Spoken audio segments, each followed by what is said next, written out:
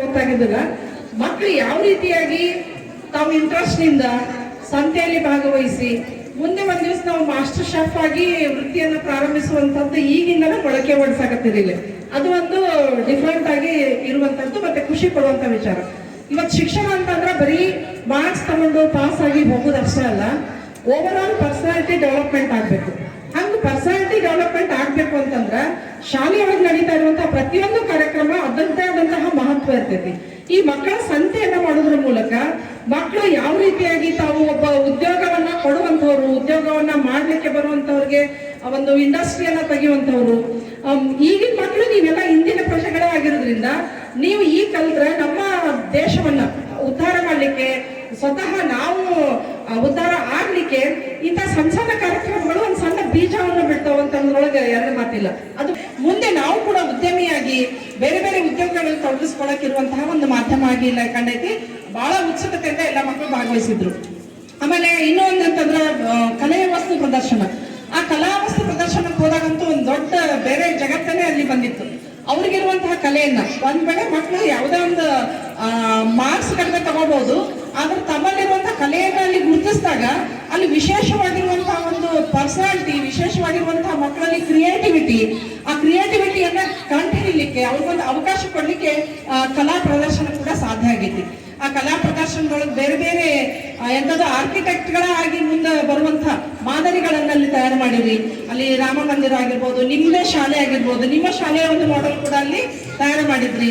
ಆಮೇಲೆ ಬೇರೆ ಬೇರೆ ಮಾದರಿಗಳನ್ನ ಮಾಡೋದ್ರ ಮೂಲಕ ಅದ್ರ ಕೆಲಸ ಹೆಂಗ್ ಮಾಡ್ತಾವಂತ ಅನ್ನೋದನ್ನ, ಯಾವ ರೀತಿಯಾಗಿ ಕೆಲಸ ನಿರ್ವಹಿಸ್ತಾರ, ಯಾರ್ಯಾರು ಎಷ್ಟು ಮಹತ್ವ ಐತೆ ಅನ್ನೋದನ್ನು ಕೂಡ ಗೊತ್ತಾಗುತ್ತೆ. ಇವತ್ತು ನಿಮ್ಗೆಲ್ಲ ಗೊತ್ತಿರ್ಬೇಕು ಮಕ್ಕಳೇ, ಸವಿತಾ ಮಹರ್ಷಿಗಳ ಒಂದು ಜನ್ಮ ದಿನಾಚರಣೆ ಕೂಡ ಐತಿ. ಆ ಶರಣರು, ಬೇರೆ ಬೇರೆ ಶರಣರು ಕಾಯಕ ಅಂತ ಹೇಳಿ ಏನು ನಮ್ಗೆ ಬಿಟ್ಟು ಹೋಗ್ಯಾರಲ್ಲ, ಕೆಲಸ ಅಲ್ಲ ಕಾಯಕ.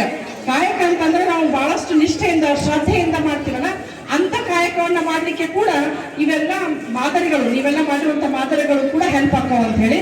ಮತ್ತು ವೇಷಭೂಷಣಗಳನ್ನು ಮಕ್ಕಳು ಹಾಕೊಂಡಾರ.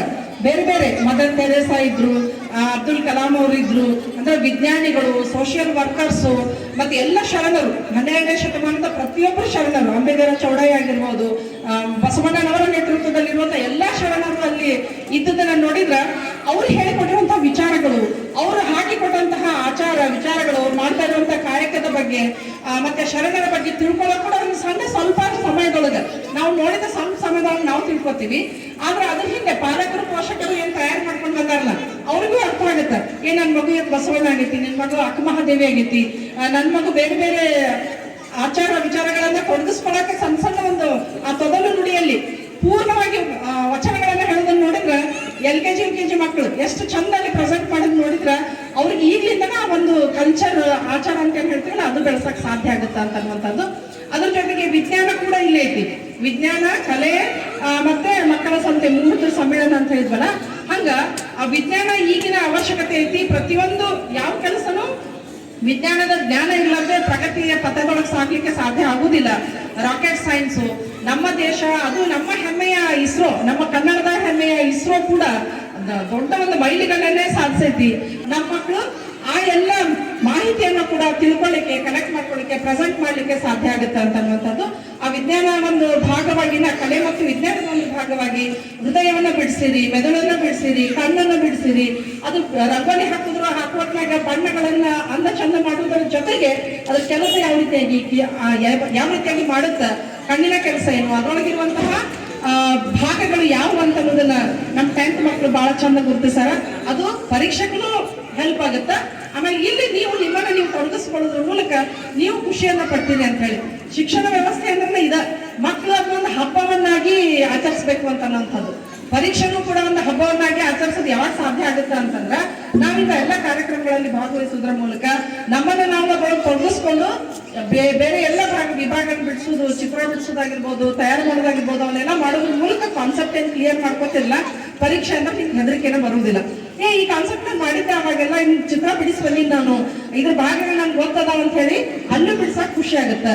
ಅಂದ್ರೆ ಸಂತೋಷದಿಂದ, ಯಾವುದೇ ಒತ್ತಡ ಇರ್ಲಾರ್ದ, ಒತ್ತಡ ರಹಿತವಾಗಿ ನೀವು ಶಿಕ್ಷಣವನ್ನ ಪಡೆದುಕೊಳ್ಳಕ ಇಂತಹ ಕಾರ್ಯಕ್ರಮಗಳನ್ನು ಹೆಲ್ಪ್ ಮಾಡ್ತಾವಂತ ಅನ್ನೋದರ ಮೂಲಕ ಇಲ್ಲಿ ಒಳ್ಳೆಯ ಒಂದು ವಾತಾವರಣ, ಈ ಶಾಲೆ 100 ವರ್ಷಗಳ ಒಂದು ಇತಿಹಾಸ ಹೊಂದಿರುವಂತಹ ಶಾಲೆ. ಇಲ್ಲಿ ಕಲಿತಂತವರು ಬೇರೆ ಬೇರೆ ಕ್ಷೇತ್ರಗಳಲ್ಲಿ ಬೇರೆ ಬೇರೆ ತಮ್ಮದೇ ಆಗಿರುವಂತಹ ವೈಯಕ್ತಿಕವಾಗಿ ಸಮಾಜಕ್ಕೆ ಕೊಡುಗೆಯನ್ನು ಕೊಡುವಂತಹ ನಿಟ್ಟಿನೊಳಗೆ ಬೆಳೆದಿರುವಂತಹ ರೀತಿ ನೋಡಿದ್ರೆ ಒಳ್ಳೆಯ ಶಿಕ್ಷಣವನ್ನು ಕೊಡುವಂತಹ ಶಾಲೆ ಆಗೈತಿ.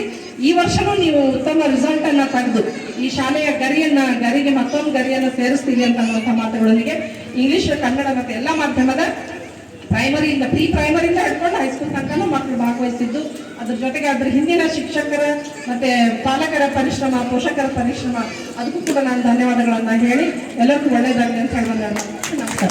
ಮಕ್ಕಳು ಕಲಿಬೇಕು ಅಂತಂದ್ರೆ ಅವರು ಥ್ರೂ ಆಕ್ಟಿವಿಟೀಸ್ ಕಲಿಬೇಕು. ಅವರೇ ಮಾಡಿ ಕಲ್ತ್ರೆ ಮಕ್ಕಳು ಯಾವಾಗಲೂ ಕೂಡ ಜ್ಞಾಪಕ ಇಟ್ಕೊಂಡಿರ್ತಾರೆ. ನಾವು ಓದೋದು ಮರ್ತೋಗ್ಬಿಡ್ತೀವಿ, ಕೇಳಿಸ್ಕೊಳ್ಳೋದು ಕೂಡ ಮರ್ತೋಗ್ಬಿಡ್ತೀವಿ. ಜಾಸ್ತಿ ಹೊತ್ತು ನಾವು ಜ್ಞಾಪಕದಲ್ಲಿ ಇರೋಕ್ಕೆ ಸಾಧ್ಯ ಇಲ್ಲ. ಆದರೆ ಮಕ್ಕಳು ಅವರೇ ಸ್ವಂತ ಮಾಡಿ ಕಲಿತಾರಲ್ಲ, ಅದು ಲೈಫ್ ಟೈಮ್ ಅವರು ನೆನೆಸ್ಕೊತಾರೆ, ಜ್ಞಾಪಕ ಇಟ್ಕೊಂಡಿರ್ತಾರೆ. ಉದಾಹರಣೆಗೆ ತಾವು ಯಾರಾದರೂ ಒಂದು ಪ್ರೇಕ್ಷಣೀಯ ಸ್ಥಳಗಳಿಗೆ ಮಕ್ಕಳು ಕರ್ಕೊಂಡು ಹೋಗ್ತೀವಿ, ಇತಿಹಾಸ ಓದಿಸ್ಬೇಕು ಅಂದಾಗ ಈಗ ಪಟ್ಟದಕಲ್ಲು, ಐಹೊಳೆ, ಬಾದಾಮಿ ಇರ್ಬೋದು, ಮಕ್ಕಳಿಗೆ ಪ್ರಾಕ್ಟಿಕಲ್ ಆಗಿ ಅಲ್ಲಿ ಕರ್ಕೊಂಡು ಹೋಗಿ ನಾವು ತೋರಿಸ್ಬಿಟ್ಟು ಇದು ಇಂಥ ಶತಮಾನದಲ್ಲಿತ್ತು ಅಂತೆಲ್ಲ ಮಕ್ಕಳಿಗೆ ಹೇಳಿದ್ರೆ ಅದು ಅವ್ರ ಜೀವನ ಪೂರ್ತಿ ನೆನಪಿರುತ್ತೆ ಅವ್ರಿಗೆ. ಅಂದರೆ ಪ್ರಾಕ್ಟಿಕಲ್ ಎಕ್ಸ್ಪೀರಿಯನ್ಸ್ ಕೊಡೋದ್ರಿಂದ ಮಕ್ಕಳಲ್ಲಿ ಕಲಿಕೆ ಉತ್ತಮ ಆಗುತ್ತೆ ಅನ್ನೋದು ನಮ್ಮೆಲ್ರಿಗೂ ಗೊತ್ತಿರುವಂಥ ವಿಚಾರ. ಮತ್ತು ಅದು ಸೈಂಟಿಫಿಕಲಿ ಕೂಡ ನಿಜ. ಇವತ್ತಿನ ಒಂದು ಈ ಸಂಸ್ಥೆಯವರು ಅತ್ಯುತ್ತಮವಾಗಿ ಒಂದು ಈ ಕಾರ್ಯಕ್ರಮನ ಆಯೋಜನೆ ಮಾಡಿ ಮಕ್ಕಳಲ್ಲಿರುವಂಥ ಒಂದು ಪ್ರತಿಭೆಯನ್ನು ಹೊರಹೊಮ್ಮೋದಕ್ಕೆ ಒಂದು ಅತ್ಯುತ್ತಮವಾದ ವೇದಿಕೆಯನ್ನು ನಿರ್ಮಾಣ ಮಾಡಿಕೊಟ್ಟಿದ್ದಾರೆ. ಶಿಕ್ಷಕರು ಕೂಡ ಭಾಳ ಇನೋವೇಟಿವ್ ಆಗಿದ್ದಾರೆ. ಮಕ್ಕಳ ಕೈಯಲ್ಲಿ ಎಲ್ಲ ಆಕ್ಟಿವಿಟೀಸ್ ಮಾಡಿಸಿರುವಂಥದ್ದು ಭಾಳ ಸಂತೋಷದ ವಿಷಯ ಆಗಿದೆ. ಈ ಭಾಗದಲ್ಲಿ ಒಂದು ಅತ್ಯುತ್ತಮ ಶಿಕ್ಷಣ ಸಂಸ್ಥೆ ವಿಜಯ ಮಾಂತೇಶ್ ವಿದ್ಯಾವರ್ಧಕ ಸಂಘದವ್ರು ನಡೆಸ್ತಾ ಇರೋವಂಥದ್ದು ಮತ್ತು ಬಹಳ ಸಂತೋಷಕರ ವಿಷಯ. ಯಾಕೆಂತಂದರೆ ಇಲ್ಲಿರುವಂಥ ಒಂದು ಅಗ್ರಿಕಲ್ಚರ್ ಬೇಸ್ಡ್ ಎಕಾನಮಿ ಇರುವಂಥದ್ದು ಇಲ್ಲಿ ತುಂಬ ದುಡ್ಡು ಕೊಟ್ಟು ಓದಿಸುವಂಥದ್ದೆಲ್ಲ ಭಾಳ ಕಷ್ಟ ಆಗುತ್ತೆ. ಸಿಂಪಲ್ ಆಗಿ ಕಮ್ಮಿ ಹಣದಲ್ಲಿ ವಿದ್ಯಾರ್ಥಿಗಳಿಗೆ ಒಂದು ಕ್ವಾಲಿಟಿ ಎಜುಕೇಶನ್ ಕೊಡ್ತಾ ಇರುವಂಥದ್ದು ಇವರು ಸಮಾಜಕ್ಕೆ ಮಾಡ್ತಾ ಇರುವಂಥ ಒಂದು ಒಳ್ಳೆ ಕೆಲಸ ಅಂತ ಹೇಳ್ತಾ ಈ ಸಂಸ್ಥೆ ಬಗ್ಗೆ ಬಹಳ ಅಪಾರ ಗೌರವದೊಂದಿಗೆ ನಾನು ಅವರೆಲ್ಲರಿಗೂ ಕೂಡ ಅಭಿನಂದನೆಗಳನ್ನು ಸಲ್ಲಿಸಲಿಕ್ಕೆ ಇಚ್ಛೆ ಪಡ್ತೇನೆ. ಇವತ್ತು ನನಗೆ ಈ ಕಾರ್ಯಕ್ರಮದಲ್ಲಿ ಕರೆಸಿ ನನಗೆ ಇಲ್ಲಿ ಸನ್ಮಾನ ಕೂಡ ಮಾಡಿದ್ದೀರಾ. ಒಂದು ಒಳ್ಳೆ ಆಪರ್ಚುನಿಟಿ ಆಯ್ತು ನನಗೆ ಇಲ್ಲಿ ಬರೋದಕ್ಕೆ. ಬಹಳಷ್ಟು ವಿಚಾರಗಳ ಬಗ್ಗೆ ನಮ್ಮ BO ಅವರು ಮಾತಾಡಿದ್ದಾರೆ. ವಿದ್ಯಾರ್ಥಿಗಳಿಗೆ ಪ್ರಾಕ್ಟಿಕಲ್ ಆಗಿ ಎಕ್ಸ್ಪೆರಿಮೆಂಟ್ ಥ್ರೂ ಮಾಡಿಸುವಂಥದ್ದನ್ನ ನಾವು ಮಾಡಿದ್ರೆ ಖಂಡಿತವಾಗ್ಲೂ ಮಕ್ಕಳು ಚೆನ್ನಾಗಿ ಕಲಿತಾರೆ ಅಂತ ಹೇಳ್ತಾ, ಮಕ್ಕಳಲ್ಲಿ ನಾವು ಡೆಮೋಕ್ರೆಟಿಕ್ ವ್ಯಾಲ್ಯೂಸ್ನ ಕಲಿಸ್ಬೇಕು, ಸೈಂಟಿಫಿಕ್ ಟೆಂಪರ್ ಬೆಳೆಸ್ಬೇಕು. ಅವಾಗ ಮಾತ್ರ ನಮ್ಮ ದೇಶ ಮುಂದೆ ಹೊರಿಯೋಕ್ಕೆ ಸಾಧ್ಯ ಆಗುತ್ತೆ. ನಮ್ಮೆಲ್ರಿಗೂ ಗೊತ್ತಿದೆ, ಈಗ ಟೆಕ್ನಾಲಜಿ ಇಲ್ಲ ಅಂತಂದ್ರೆ ಈಗ ಏನು ಮಾಡೋಕ್ಕೆ ಸಾಧ್ಯನೇ ಇಲ್ಲ.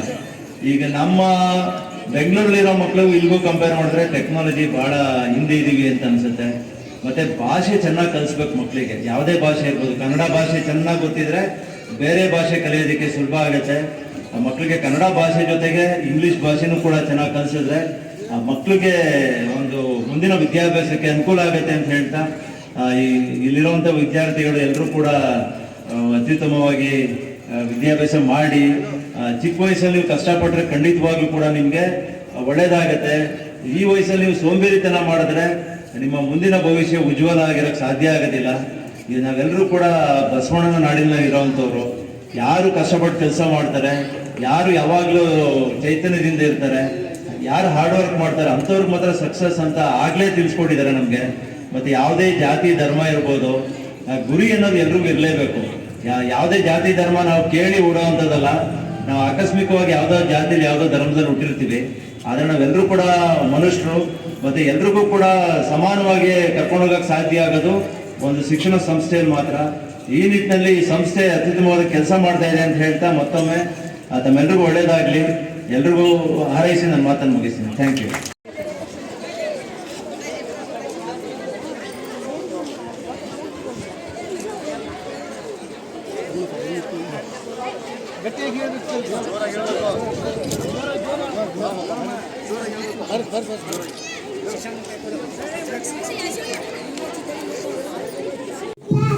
ನಾನು ಓದುತ್ತಿದ್ದೇನೆ.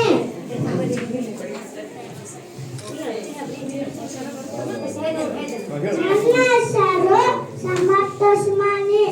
ನಾನು LKG ಓದುತ್ತಿದ್ದೇನೆ.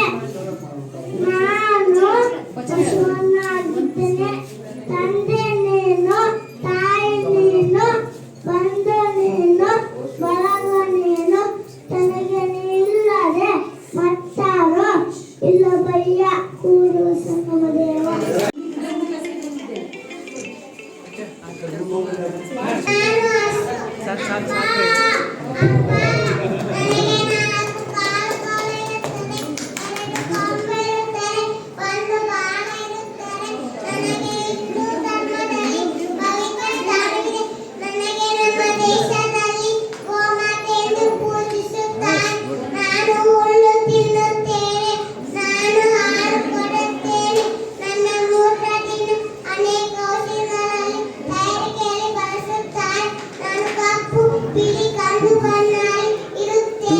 ನಾನು ರೈತನ ಸ್ನೇಹಿತ ಧನ್ಯವಾದಗಳು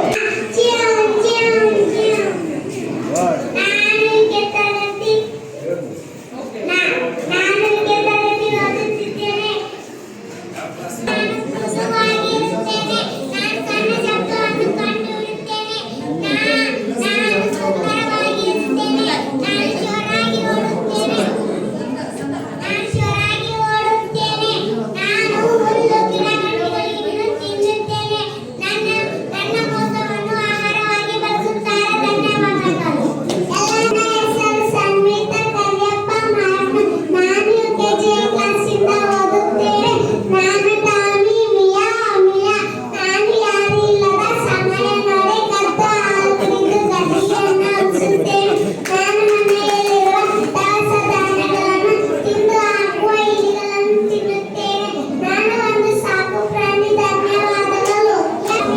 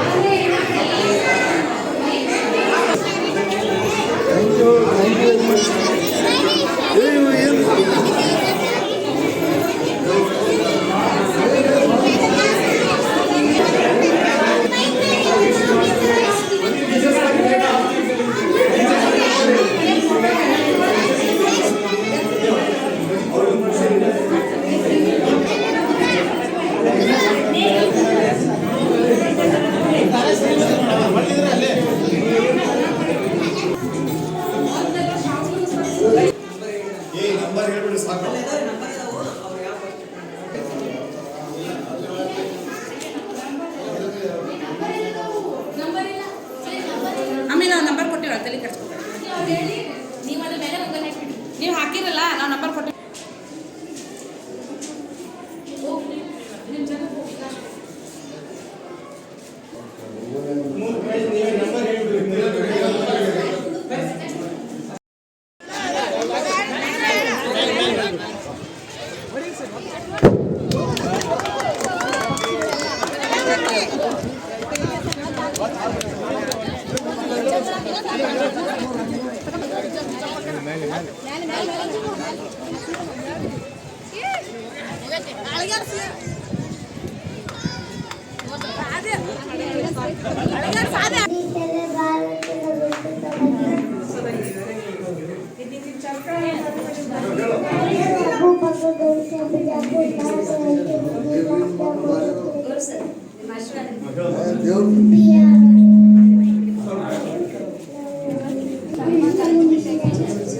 ಸ್ವಲ್ಪ ಹಿಂಗೆ ಸರ್ ಈ ಕಡೆ ಬರ್ರಿ